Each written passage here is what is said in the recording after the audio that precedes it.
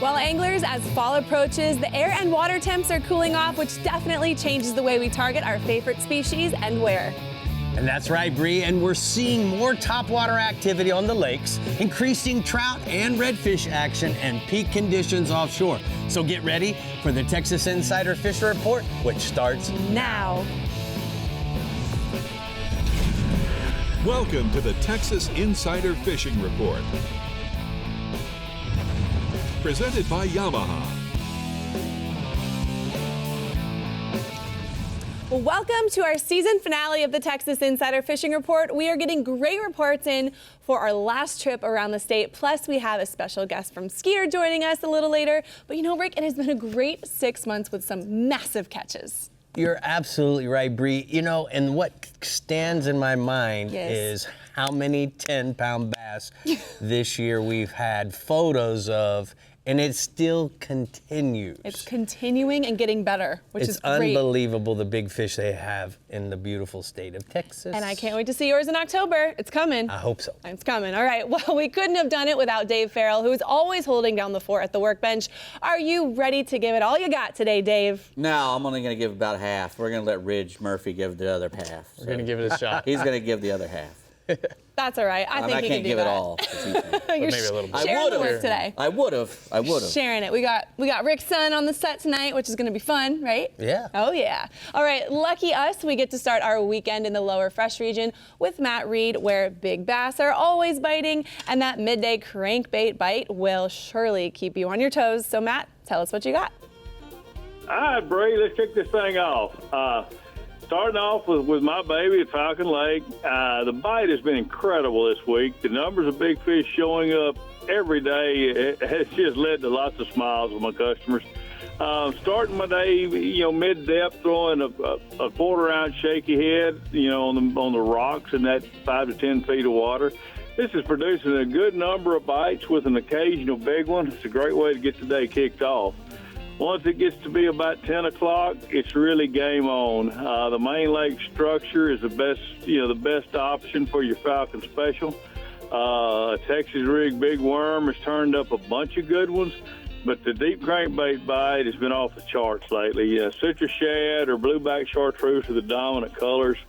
The cool thing that's going on when you fire one of these schools, we're catching a big one back to back to back. We may catch 10 or 12 in a row. It's just been amazing lately. So come get in on the fun. I still got a few available dates in the next few weeks. Got a report from the Austin area from Brian Cotter. Lake bass trout fishing well. He's throwing frogs early over the grass. Getting a lot of topwater blow-ups that way. There's also a wake bait bite. That working that right across the shallow grass, waking it on top. That's also a great action bite where you can see them when they blow up on it. Later in the day, he's moving out to that outside edge of the hydrilla with a jerk shad or Texas rig soft plastic to finish out his catches. Decker Lake's fishing well. Again, he's throwing frogs early to take advantage of that bite before the sun comes up. Later on, Texas rig 5-inch worms in the grass are the key to catching some nice ones up to 6 pounds. If you just want a little action, he's been doing a little bit of junk fishing lately, throwing real small worms, the crawl worms, or little, roadrunner type stuff, and catching a mixed bag of bluegill, sunfish, crappie, and bass all thrown in. So don't hesitate to go really tiny just to have a good time. Lake Travis is fishing well. The topwater bite's been exceptional.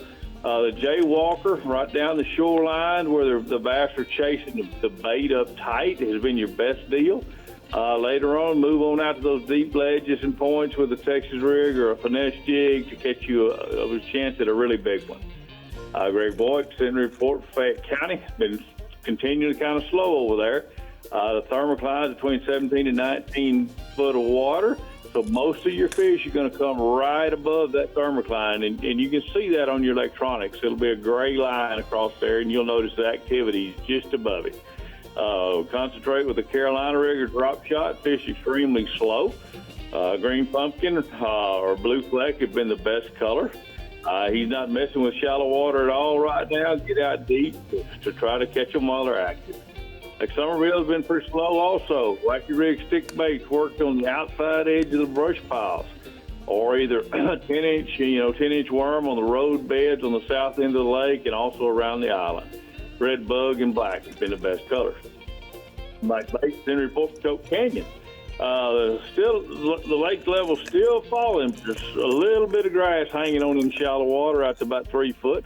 Top waters, chatterbaits, and swim baits have been good most of the days in the grass. The bass seem to have spread out, so cover a ton of water. Weather doesn't seem to matter. Just be patient and keep on casting to find you one. Got me 3 pictures here, really. Got the first 2 pictures of Troy, one of my clients this week. Those 2 that he's got in his hand. One picture, I was actually reeling my bait in really fast, trying to get into land. One he had on, and I hooked up also, so he's holding both of them. And he's also got a picture of another big one in that next one. And then I've got one of my own on the 3rd picture there. There's lots of big fish that have been caught recently out there. Not bad for an old dude. Tell us about the catfish. All right, Ram Reyes in the report. Catfish bite's been really good down here. There's lots of blue cat and channel cat, so it's usually pretty good. Shallow flats are giving up tons of keeper-sized blues and channels. Shad and shrimp are your best baits.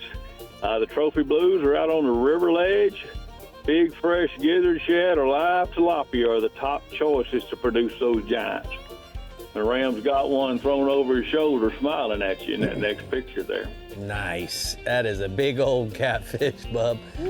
Matt, thank you so much for all the great pictures and all the big fish to look forward to, bud, each week. We're going to go ahead and take a look at the lower fresh hotspots from the lower fresh region. Matt says the big bass are showing up every day in Lake Falcon. Shallow rocks with shaky heads are the way to start your day for numbers, and wait for the midday crankbait to fire up. Multiple big fish are showing up daily. Come down and take your turn at trying to catch one of those big ones, Brie.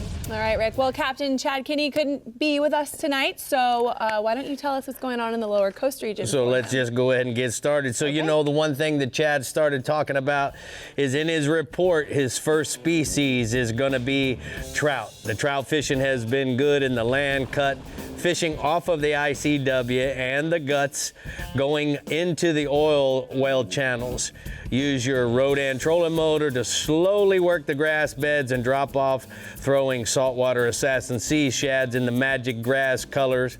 And if you want to throw top waters, try the mirror lure. Have been working, throwing them up along the flats and then bringing it right over the grass and off the deep drop-offs. Excellent conditions have really helped out the big bite. He's got a picture here of a trout and one of his customers had sent in. Look at that nice big trout there. That's pretty.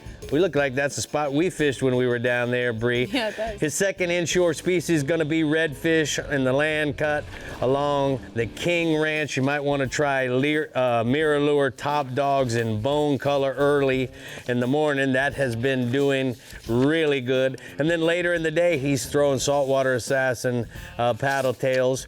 Work close to the bank and in the grass beds and the sand pockets. Look for the bait movement to help locate the fish, like hopping mullet, jumping mullet. Fish the drop-offs of the ICW, and then try fish bite strips on a Carolina rig. Leave it sitting on the drop-off. Don't move it. You can also leave it in a rod holder and work a top water on the flats next to the drop-off. So you're double, fishing one rod and the next. He has a picture of a big redfish here that they caught. Look how beautiful that redfish is with the shallow sport in the background.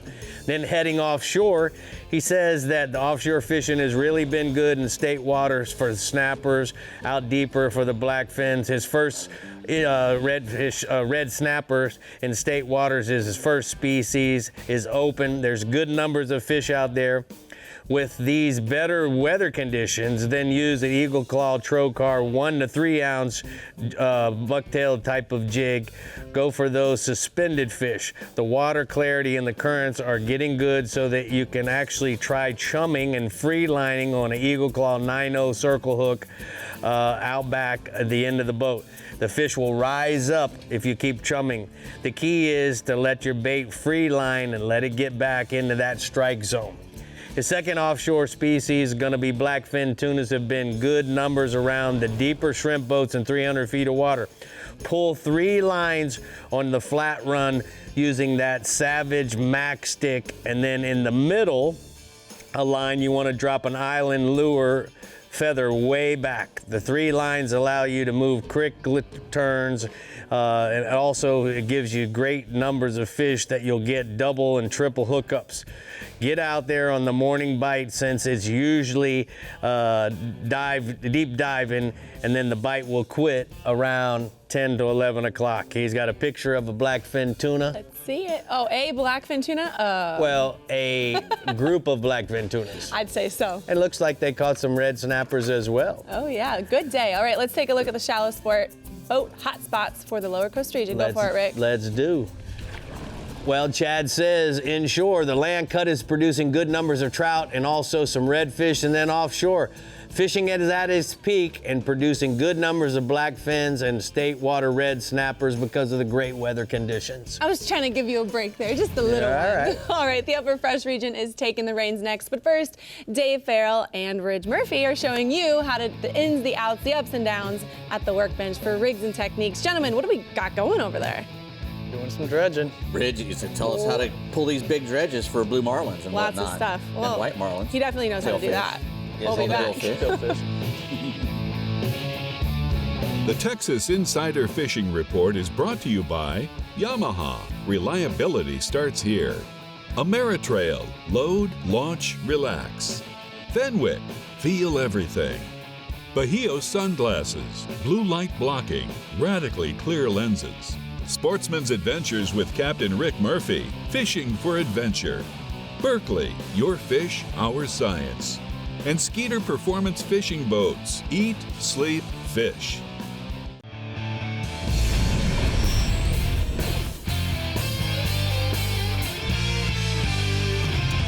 Well, we're here at the Rigs and Techniques bench, and we're talking to Ridge Murphy. A little bit of dredging. We're talking about dredge fishing, which, you know, is a technique we use when we're fishing for billfish. I've always had a kind of a love-hate relationship with them, because when we're fishing for sailfish in the wintertime, we used to have to put together a lot of natural bait dredges to spend all night rigging everything. Correct, and putting your hands in really cold water. You know, I didn't really appreciate it. Yeah, not a whole lot of fun. But you have to use them. You have to use them. Everybody, you know, if you're going to be fishing for billfish, you have to pull a dredge. And the main idea behind a dredge is it turns a bunch of little baits you have into a bait school. A lot of presence. Correct. It's a big bait school that's following the boat, a giant silhouette. And all of these fish that we're chasing out there, all these billfish have great big eyeballs, and they see something and they come up to the boat, and then we have baits that we've got out there in the spread, and hopefully they'll switch off these Tees all the way up. Correct. To come all the way in and hopefully get to our baits, or have somebody pitching a bait to them. Let's say a marlin comes up and we've got a bunch of sailfish baits out there. It gets the angler involved. It's a lot more fun. But at the same time, there's a lot of work involved. And I know that you've put together some of these dredges here. These are some new baits that you got on here. Tell us a little bit about some of these artificial dredges. Something that we're playing with on Sportsman's Adventures this past year, getting MirrOlure and Savage involved, and they're actually the Savage mullets. And they got a little paddle tail on them, and they're already chin-leaded, 3 ounces of chin lead, so they're not going to spin. And you're not spending 2 days rigging baits that are going to go soft in 3 days or 4 days. You know, you got to put a lot of salt. You don't have to travel around with a bunch of freezers. We get a couple boxes like this we're traveling around with. Easy to go into a suitcase. Makes it a little more simpler. Well, one thing that really helps when you're using these artificial dredges is you don't have to use as much weight. Yeah. You're not pulling as much weight. Like, what are your normal weights that you're normally pulling? This is a smaller weight. This is a 6-pound lead. Mm-hmm. Some of these guys are using up to 14, 16 pounds. You know, with these double tier of mullet dredges that we have, or even a single dredge like this one, you can use 10-pound lead and get away with it, you know, and so you're downscaling a lot. Right. Less drag. You know, if you're gonna have bigger dredges, you're gonna have more lead. You're gonna have little simpler dredges like one of those Mylars, a little bit less lead, and you can downscale a little. So you can play with them. They come in lots of different shapes and sizes. This is what we've been trying to use lately. It's been working for us. Well, another good advantage of using the artificials is the speed. You control them a little faster. Yep. Again, and you're not having to worry about them falling apart during the day, hopefully, although sometimes, you know, barracudas and other little toothy critters can come in and make your day a little less, more challenging. Yeah, a little less fun sometimes, especially if there's a lot of them. But a really cool thing here, I've noticed that you've got the mud flaps on here. Yeah. And the mud flap teasers have been a really big draw in the last few years. How do you like those mud flaps for the silhouettes there? The fish raisers, mud flaps, they work really well for us. They look like a school of tunas, and everybody knows that blue marlins are going to love the big school of tunas. You know, Chris Sheeter, God rest his soul, he said, if there's one thing I'm pulling on a dredge, it's going to be mud flaps. So that's awesome. I always try to keep that incorporated in our spread. And we got a little trick though right here. Yeah, I wanted to talk a little bit. There's what you got there. times that we're going, you know, you're going to break these dredge bars. It's inevitable. So instead of losing, you know, $30 worth of mirror lures, mud flaps, mullets, whatever it may be on breaking one of these dredge arms, we're putting a little piece of 400 on here and just crimping it through the actual rings of the dredge. So it's an easier way to just kind of maintain your tackle. Yeah, that's really awesome because, you know, you'll save maybe not only one, but two of these arms, and they can get really pricey. Yeah, it gets expensive quick. Island lures, you know, $30.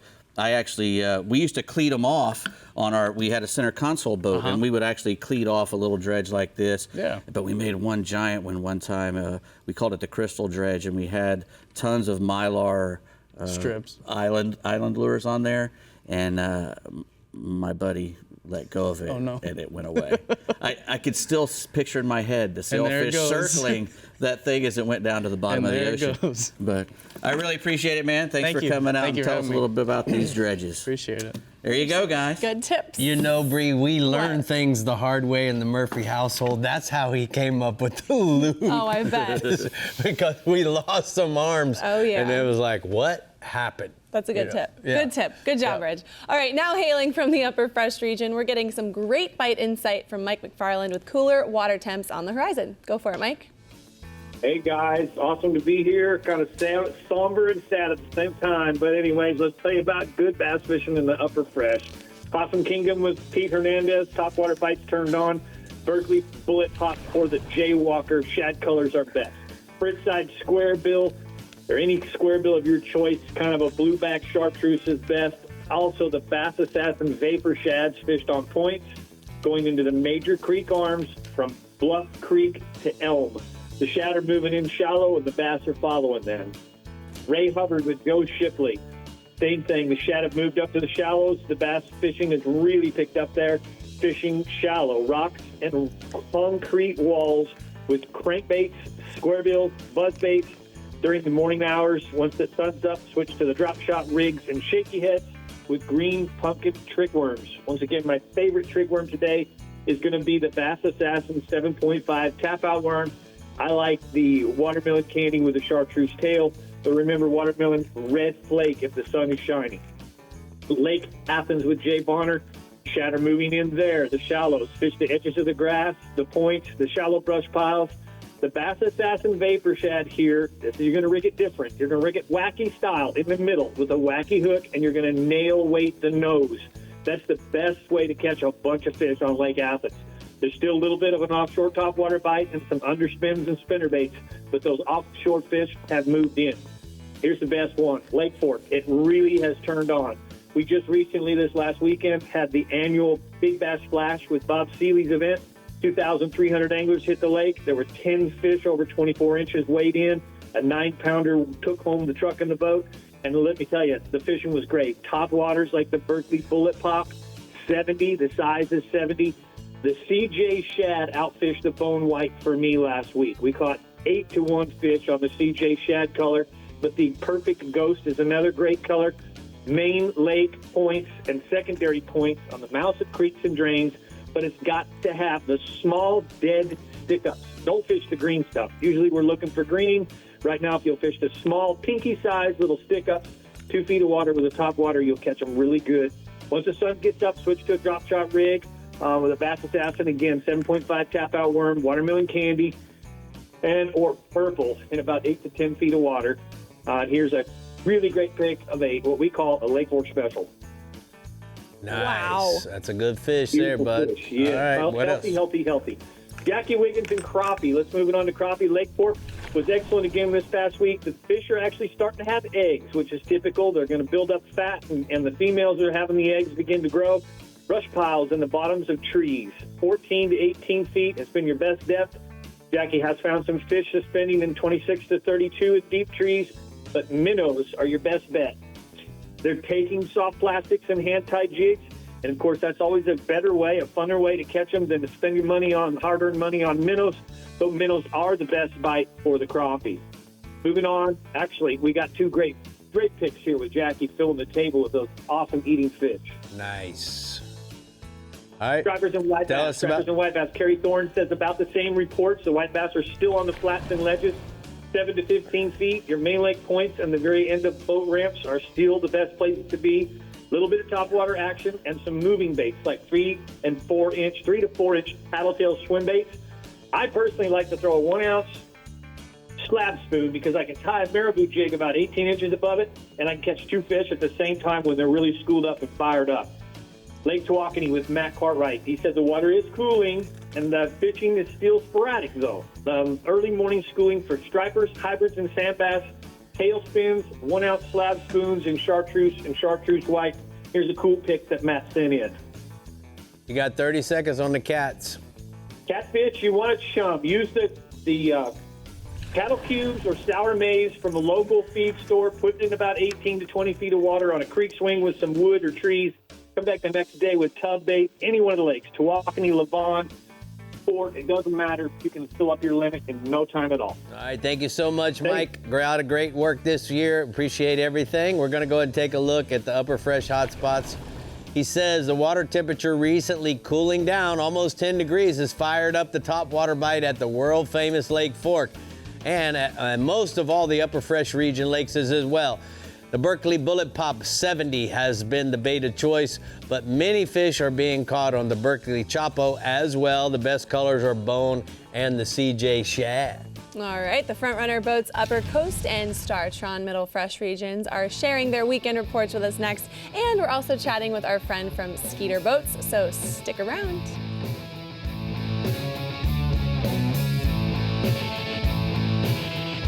The Texas Insider Fishing Report is brought to you by Bass Assassin and Saltwater Assassin, the best lures, period. Berkeley, your fish, our science. Murphy's Law Sport Fishing. Book your trip today at murphyslawsportfishing.com. Tin Cup, Mountain Whiskey. Shallow Sport, the Texas legend. Rodan, set it, forget it, catch more fish. And Penn, let the battle begin. Welcome back, everyone. We all know Marit Trail sets the gold standard in craftsmanship, customer service, and quality. So let's go behind the scenes at their headquarters to see how they consistently raise the bar. Hey guys, you know, when I think about a Marit Trail, I think about the 20-year relationship that we've had with our family over there. Now recently they've built this state-of-the-art facility there in St. Cloud, and boy are they able to continue to put out a quality trailer. Now over the years they've built trailers for me up to 39 feet for the center console boats that I've had. We also have them double axle trailers for my Pathfinder. We have a single axle trailer and low profile trailers for my Mavericks. But the one common denominator that all of these trailers have is the quality that a Marit Trail really puts into the work of the trailer. We have high grade aluminum throughout. We have stainless steel calipers. You have aluminum wheels. You can get them in anodized packages, making them the color that you want. The other thing is they have reinforced uprights. All of the wires are shrink wrapped so that you don't ever have any connection problems. And then the wires are also really attached to the frame of the trailer. So after a few miles of trailering, guess what? They're not hanging down.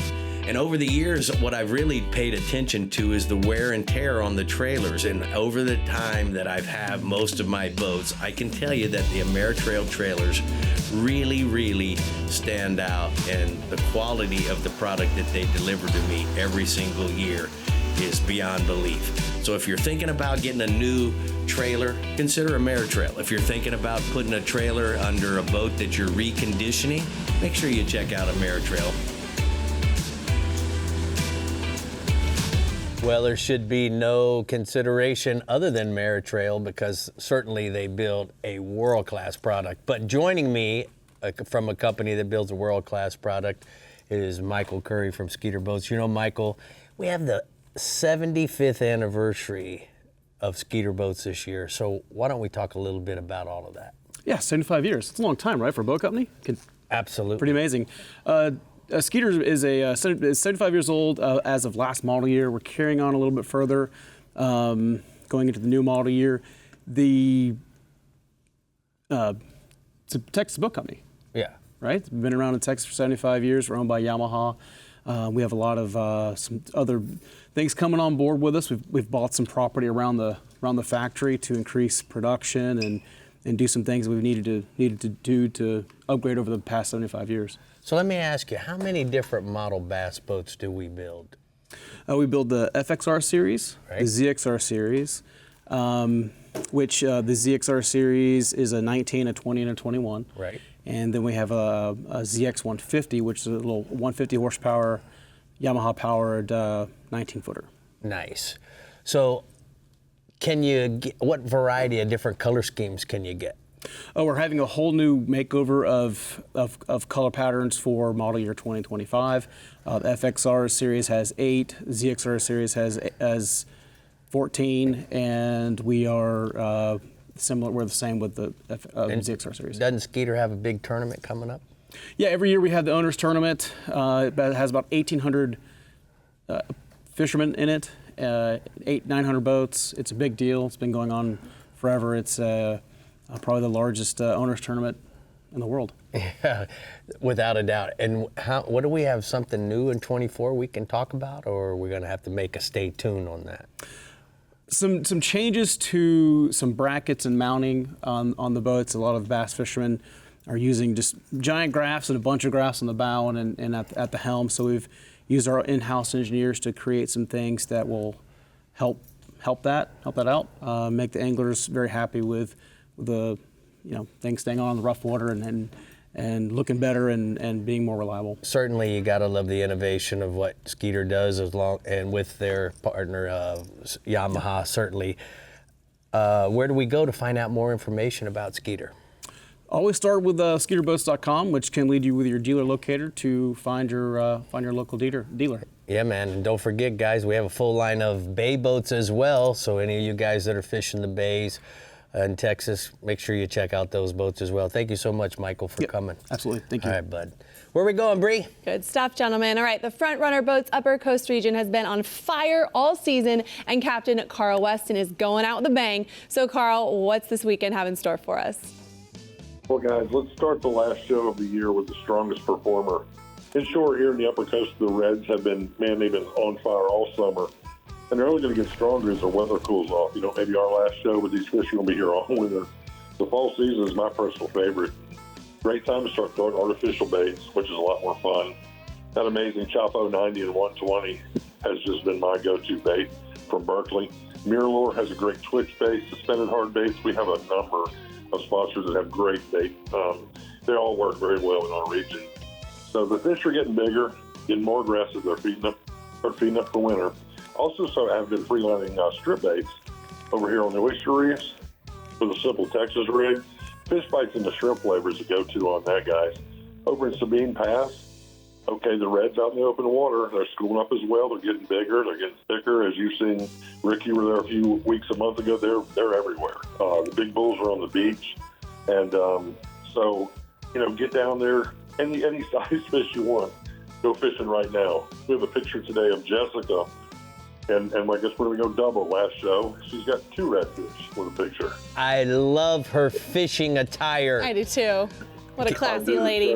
Nice. All right, let's talk about some trout. Okay, the trout bite has stayed consistent as well, Rick. The fishing in that early morning, last few hours before sunset is still good here in the Upper Coast. Those really hot days are killing the midday bite a little bit, but the rain's cooling it off. We're heading into fall. Live bait has been paramount right now. Shrimp or the croaker or popping cork is just killing it. Free line and a small shatter mullet on a light mono leader with about an 1/8 ounce split shot is a fun way too. Wading right now, it's cooler. You know, you can put your little sea sucker, clip it on the side of the boat, put your shade fin out, and just have a good old time. Whatever method you choose, please be safe out there, guys. Stay hydrated, but you don't eat. And we have a picture today of Jason and Kaylee with 2 trout. Keeping in that. Nice. All right, let's go offshore then. Okay, so the calm conditions and the slower current recently with that almost black moon has been great time to target swordfish, owlfish. We did a few drifts the other day for swordfish. Kind of struck out. We bumped in a 1,000-foot range. Man, I'm glad we did because we put some groceries in the boat with a golden towel. Now, if you're hand cranking from that depth, I would use like a 2-speed 50-wide pan to get you up and down.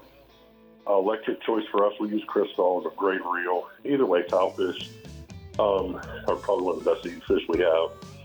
And, you know, it's all dependent on size, but we always rig R&R tackle. They make a size from a 5 to a 10-aught, and we'll gauge that on what fish are biting, so either upsize, downsize. And, you know, be a little patient on these fish. You feel the hit, bump that reel up a little bit, wait for a second, bump it up. You'll catch 2 or 3 at a time. And, you know, if you're deep dropping with electric reels, just remember, owlfish do have a kind of a soft mouth. If you're pulling them up full speed, you're going to lose some. Slow down a little bit, let them take a little drag. You'll enjoy a lot more fish. And picture today is me and Leon, and we have Danny. Wow, that's a heavy-duty golden towel. 27-pound towel right there. That's beautiful. Wow. All right, 1 to go. What do you got? Okay, we're gonna keep on what you got. What everybody can fish for all fall here. Dorado. Still some broken weed lines out there this month. Still catching some nice fish out there. About 60 miles out, there's a beautiful current break. Water's still cobalt blue. There's bait in there scattered, hiding that debris and grass. And once again, watch the gulls. The gulls are getting right on top of them because those fish are pushing that bait up, and the gulls are dipping, as we know. That's about 200-foot range. And we've been trolling Islanders and working all year blue and yellow, about 8 knots. They were muddy all last week.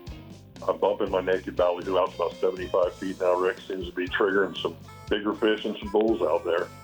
And we've been running a spread with multicolored R&R mahi magnets and been killing it, guys. We got a picture today of Kim with a beautiful Dorado. All right, bud, thank Kim. you. Oh, Kim's looking pretty as well, man. You got all the girls in this week, bud. Thank you so much. We're gonna go and take a look at the Upper Coast hotspots. Carl says inshore, throw topwater plastics or Chapo 90 in white at the schooling red drum along the oyster reefs in Galveston Bay, and then offshore deep dropping for tile fish using an R&R tackle tile fish rig along the drop-offs and ridges in 800 to 1,300 feet of water tipped with squid and the fish bites. Don't forget that. Everyone's on their A game this week. All right, in the Startron Middle Fresh region, it seems like Sam Rayburn and Toledo Bend are holding strong again this week. So, Matt, let's hear what we got to do to catch them up. All right, Brie. Yeah, we got a good bite going on here, especially on the eastern end of the Middle Fresh region. Fall is starting to really take shape here, and the fish are taking notice. So we're going to tell you how to kind of transition with that.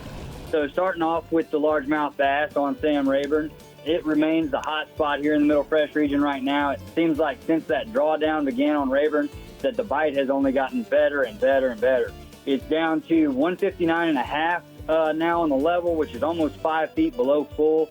The fish are just really, really bunched up now in large schools, mostly out on the main lake. They've really pulled off the flats and congregated on the main lake with that water level dropping. 10 to 20 feet has been the most productive depth range out there on the ends of the flats and ridges. And Carolina rigs and crankbaits continue to be the most consistent baits. But if you get around one of these large schools of fish when they're in a real feeding mood, they may also come up to the surface schooling, chasing shad. So keep that topwater plug, the Berkeley Jaywalker, rigged and ready for that if you happen to see them pop up. Now, over here, moving over to Toledo Bend, the bite continues to pick up here day by day as well. With fall fast approaching, the fish are really taking notice. They're becoming more and more active. 8 to 15 feet has been the most productive depth this week. The fish are really cruising a lot outside the edge of the grass in schools, chasing those shad up and down those grass lines. And then in the areas without grass, they're feeding along the edges of the flats and in the creek bends where those larger concentrations of shad are holding in the deeper water. Crankbaits are becoming a more dominant player now day by day with the fish being more active, but the Texas rigged worms and the Carolina rigs have also continued to be good, as well as the topwater plug like the Jaywalker.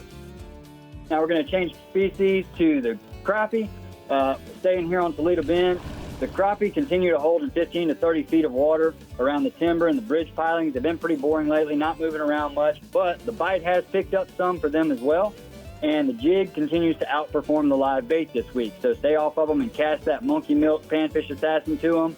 It's been the best on the 32nd ounce head. And to show you what we're catching here, here's a photo of Miss Charlotte with a nice crappie there. That was her birthday this week. We got to catch her some birthday crappie, and she really enjoyed that. So that was a lot of fun. Nice. Now, going back to Sam Rayburn, just like the bass over at Rayburn, the crappie are stacking up together in large schools out near the main lake, on the edges of the creek channels, on those timber there, and on those bridge pilings in 15 to 25 feet of water. They're biting jigs and minnows both pretty well out there right now. And that 147 bridge is a great place to catch them because it offers lots of pilings in that depth range. So they shouldn't be too hard to find right now. All right, and we're going to swap one more time to the hybrids and the stripers. Going up to Richland Chambers, Mr. Thurman Selman tells me that the hybrids have been the most productive species to fish for lately on Richland Chambers. He says they're catching them really well there off the 309 flats and on Windsock Point using live gizzard shad. He says the depth has been varied lately. They're moving around a little bit, but the most success this week has been in 20 to 25 feet of water. So they're out there pretty deep. And then last, we're going to touch on Lake Whitney. I haven't got to talk about this one in a while, but I'm hearing that the striper bite is excellent on Whitney right now. They're saying that they're catching them on the lower end of the lake there. The fish are schooling some up on the surface, and they're catching them on everything from live bait to umbrella rigs. It sounds like you just need to get around them, and they'll bite most anything that looks like a shad right now. So get out there and take advantage of that. Those are fun fish to catch. They pull real hard, and they're finding these fish out in 25 all the way out to 45 feet of water. So out there pretty deep on the lower end of the lake. Look for that schooling activity and have some fun there. We sure appreciate everyone out there watching, and I want to wish everybody good luck throughout the fall and winter seasons this year. Y'all be safe out there and catch some big ones, all right? Thank you so much, Matt. Great job as always. We're going to go and take a look at the Rodan Marine System hotspots from the Middle Fresh region. He says the bass are fired up on Toledo Bend and Sam Rayburn, chasing shad in 8 to 20 feet of water. The crappie are hot on those two as well in 15 to 30. And then the hybrids are biting in Richland Chambers on gizzard shads, and on Lake Whitney, the stripers are hitting the live bait and artificials. Oh yeah, all right, the Fish Bites Middle Coast region is our last stop of the show, but first Dave is giving us quite a show himself at the workbench for Taco Marine new product. Yeah, look at this really cool bell here. This is when you're wanting to chase the big stuff. Nice big AFCO bell. I'll give you a good show right there. Yes. We got some new taco secrets. Ooh, yes, we do. We'll be back. The Texas Insider Fishing Report is brought to you by Abu Garcia, Fish to Win. Fenwick, Feel Everything. Diamond Fishing Products, our reputation is on the line. Island Lures, Tournament Tackle. Turn on the bite anytime. Tie on a Miro Lure. Front Runner Boats, performance-built offshore fishing boats made in the USA. And Startron, start, run, and store with Startron.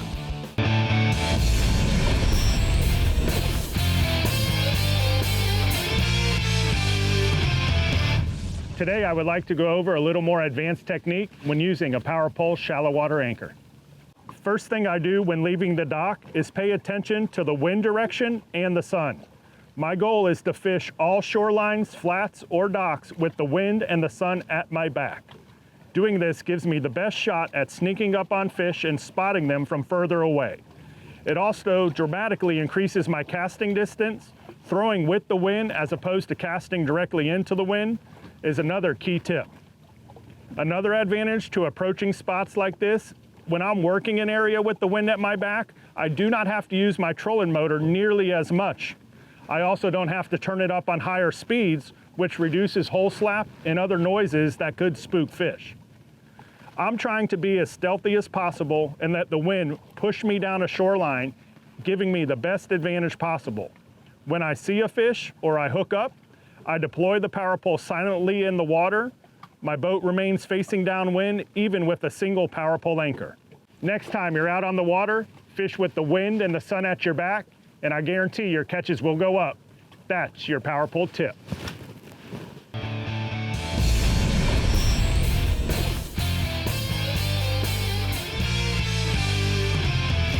Well, it's time to troll the edge with Taco Marine's new product. You know, Danny said it pretty well. When you got hole slap, guess what? The fish know you're coming, so Correct. you got to fish downwind. But I always have to worry about my dog barking. She likes to bark. let's talk a little bit about some Taco Marine new products. Come on over here. We're going to talk a little right off the bat. We're going to talk about the new Shade Fin Mini. This is a miniature version of the Taco Shade Fin, and this is great for if you have a flats boat or a bay boat or even a little center console boat where you have no shade. These things are really light, they're compact, and they're portable, and they come together really quickly. You can deploy them very fast. What I love is that you can really make several different types of adjustments. Every angle. You have that. And the height is, it gets do this. Yep. And then we also have the ability to adjust for the different applications. So let's grab that rod holder. We're using obviously a Trident, but we're going to show this is a rod holder mount that you put in there. The differences. The rod holder mount, they make them also for your bass chairs. They make them for all different types of mounts. Correct. You can put them on a side mount. You can do everything. So we can put that like that. Put the clamp down. Boom. Boom. And it's this would be on the side of your boat. Right. And like I said, it's 306. Look, you're in the shade. I'm in the shade. It's 360 degrees all the way around. So there's really no place that you can't put it and not get yourself into the shade. Take 1 second. Look how small it comes down. Show how easily and how compact. It comes in black and white. But look how quickly we can deploy this. We take under this bungee. We're going to swing this piece out, just like so. And these things come out. And then turn it over so people can see the mechanism. Yep, you just pop it down. So it's like a flying fish. We're going to push that out, push that up, boom. There you go. And then you can make your adjustments here based on which holders that you have. Right. Pretty cool product. It covers a 60 by 38 area, and it'll go 36 to 52 inches high. So, it covers everything. And where do we go to buy that? TacoMarine.com. To get that. I love it. All right, what else you got? Next, we got the AFTCO Max Force XH harness. This is a harness that's a new line in the Max Force line. It's a little bigger. This is 20% larger. Actually, it goes from a size 28 up to a 50-inch waist, so you can get in there. So it'll fit me, and it'll also fit you. Fit me is correct. 30 to 130-pound test. Extremely thick closed cell foam in there. Machine washable. You can throw this whole thing in the wash machine. It's got that nice lumbar pad on there. Handle for your buddy to make sure you don't. Safety handle, double riveted, so it's not going to come off if you have somebody back there. Stainless steel D-rings on the front for your dropper, and those are self-adjusting reel lugs as well. You can get that rod and the reel closer or further away as you need it. And nice extender straps for the bigger fellas as well. Let's go to aftco.com to get that. Let's talk about the TH Marine motor toter. Right. You see boats going down the highway all the time with a big outboard on it, just bouncing up and down if it's a big rough road. And that's not doing their transom any good. It's probably not doing the steering on their outboard any good. So you need something like this. It's the TH Marine 23 to 28-inch adjustable transom bracket. And what this does is it protects your bracket, your boat motor, and the steering system, and it transfers all the weight of your motor from the transom down to the trailer. Right. This will go right in front of the bullet on the lower unit. This goes on the roller. It's adjustable to where you can have it either this way or this way. So just depending on which way you want to hook it up. And it's compatible with most outboard motors, and your sliding adjustment there allows you to do all kinds of cool stuff. thmarinesupplies.com. Right. Last but not least this is a very cool thing. I saw it at iCast. It's called the Shrimp Walker. And what this does is it allows you to attach a hook to a shrimp without actually piercing the shrimp. You don't have to put the hook in the shrimp. Come on. This rides on top of the shrimp. It goes over the horn. This little piece here goes over the horn, and you stretch it down, and the little plastic piece hits right on the back of his carapace, and this stays right like that on the top of the shrimp. The shrimp is not pierced. It swims natural as can be. They make a double hook one that you can put on a crawfish or on a shrimp, on a big shrimp as well, and it goes down. It faces down. So these things are really, really, really cool. Just a neat way to free line a shrimp without hurting the shrimp. Rich, we got some new toys coming. Shrimpwalker.com. Shrimp walking. Shrimpwalker.com. All right, bud. Great job over here this year. Thank you so much. That one made my jaw drop. That's pretty cool. We're going to be riding shrimp. All right, as the summer ends, all the fall things are being felt in the Fish Bites Middle Coast region. So let's see how that's changing up our fishing game with Captain Ben Grimes. Tides are swelling. Our autumn equinox is approaching. New recruits and tide runners and bait fish are flooding the bay. Every piece of water right now is a player. It's just a great time to be an angler in Texas. We've seen great results in September with several big fish released. The great thing about East Bay is you don't have to wade to find big trout. Sure, you got to have good weather and water clarity, but half the big trout released by my clients come while drifting over deep shell. There's just not a whole lot of places you can do that. Large tides puts those trout tight to the shorelines in Rockport where a corky or sheephup gets inhaled along the edges of the grass and sand. Spots like St. Joe Island are great this month. And then in Port O'Connor, the reefs in San Antonio Bay have been hot with these calm winds. Waders and boaters have found fish on the edges of reefs, on live bait and soft plastic. Then Rockport waders, they found those large trout on corkies and topwaters around Carlos and Mesquite Bay. The reefs in East Bay have been players this month. White shrimp are starting to migrate through the bay. We've had a little bird action lately. Best results have come on sheephups and bass assassins, and bass assassins tipped with fish bites. West Matagorda Bay has been good while waiting for trout along the south shoreline. Those top waters, they found bigger trout along the grass line with these higher tides. Half Moon Reef, Coon Island Reef, and the reefs in Turtle Bay have been good on live shrimp on their poppy cork. Texas Parks and Wildlife, they're beginning their scoping meetings in October to ask anglers their opinion on the state of our trout fishery. They intend to mail about 10,000 questionnaires to license holders, and they want to ask how we feel about our current trout limits. They will begin public comment October 17th to the 19th. So if you can, attend a meeting. If you can't, you can express your opinion by mail, and it will go on the record. Here's hoping for a more conservative approach. We know that catch and release works, so we know that just taking care of our fishery works because our fish have bounced back since the freeze. Redfish action, there's lots of shrimp in the back lakes and marshes, and many will target those fish with small topwaters and then live shrimp under mid-coast corks. Cutoff Flat, Zipper and Bayou, Shell Island, and Twin Island are all players in West Matagorda Bay. In Rockport, the back lakes, with these higher tides, spots like Allen's Bight and marshes and San Joe Island are holding lots of reds. The Estes Flats are good while drifting soft plastics under a rattling cork tipped with fish bites. Jetty actions have fired up recently from Freeport to Port Aransas. There's a lot of bull redfish out there right now. They're in the Gulf preparing to spawn. There's a lot along the rocks and a lot along the beachfront. A lot of schooling action, just loads of big old fish coming to the surface and just blowing up all kinds of baits. Waders along the south shoreline of West Bay have worked the point of shell with the bass assassins and corkies. Both redfish and black drum are on those edges of those reefs. You can catch both on live shrimp right now and all the way into October. Some of the largest redfish will be found in East Bay right now under birds. They've been firing off groups of 10 to 20. We've done really well. Look for turns and look for those laughing gulls. There's a lot of fish to be caught in the next few months. All those fish begin to move to the bays or grassy shorelines, both north and south. We'll toss the shrimp along the edge of the grass. We'll throw sheephups and topwaters, everything else. Those redfish love to inhale them. There's a photo of that redfish like this one. They'll be under the birds or gobbling up shrimp. We're seeing that already. It's only going to get better through October and November. So offshore, our amberjack have been good in 150 feet. Deeper around the wreck, cutoff rigs have been good. Spots for AJs and grouper as well. Tarpon action is shining right now. There's a lot of tarpon right off the beachfront. Grass lines are holding Dorado mixed with cobia as well. There's still a consistent bite in state waters for red snapper as well. Our Gulf's been flat, it's been calm. Everything's a player out there right now. That's another great season with along the Fish Bites Middle Coast region. We want to thank all our viewers who comment.